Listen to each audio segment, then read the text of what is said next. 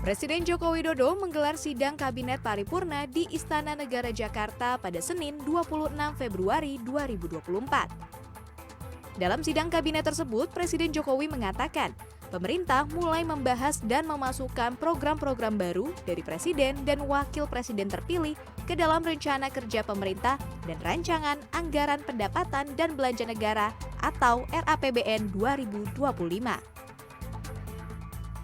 Termasuk dalam pembahasan adalah program makan siang gratis.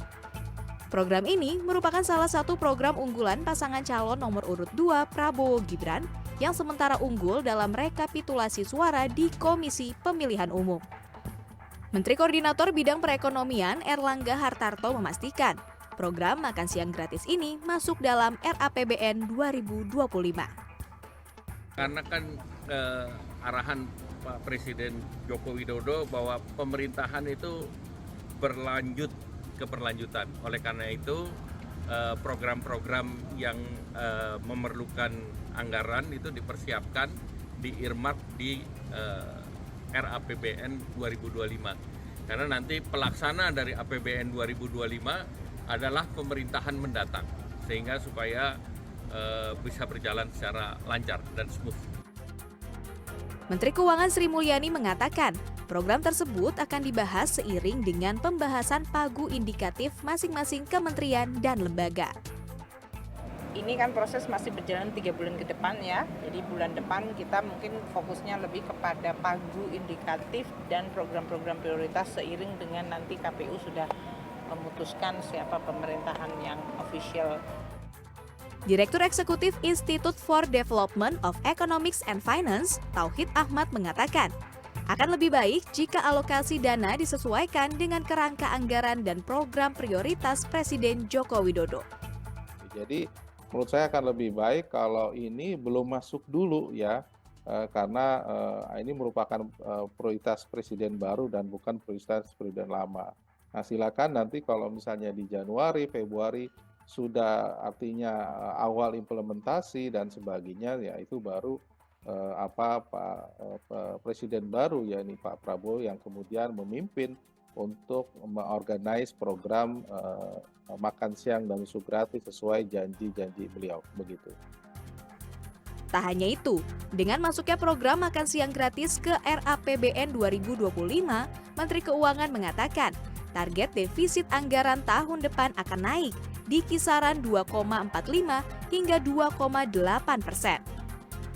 Target defisit pada tahun ini hanya 2,29%. Lebih lanjut, Tauhid Ahmad dari Indef juga menilai defisit anggaran meningkat karena penambahan anggaran untuk program makan siang gratis akan memiliki konsekuensinya sendiri.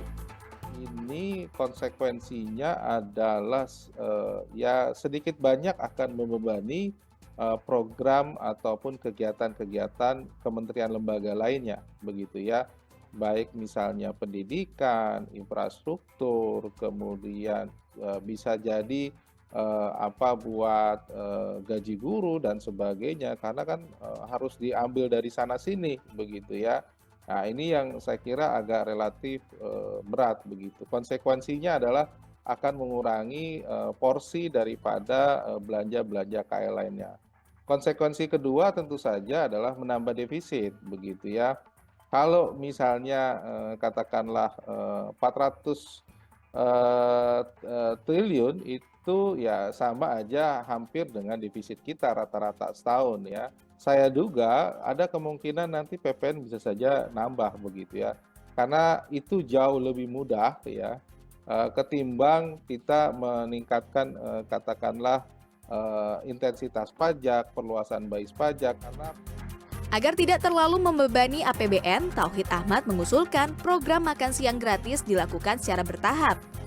Pemerintah juga harus semakin gencar melihat potensi pemasukan negara seperti tax amnesty, begitu juga penerimaan negara bukan pajak atau PNBP lainnya. Terutama jika harga komoditas dalam negeri tengah merangkak naik. Program ini selayaknya diperhitungkan secara matang agar tidak mengurangi belanja anggaran kementerian dan lembaga lainnya yang juga harus diprioritaskan seperti pendidikan dan kesehatan. Nabila Putri, Ilham Aji, Jakarta.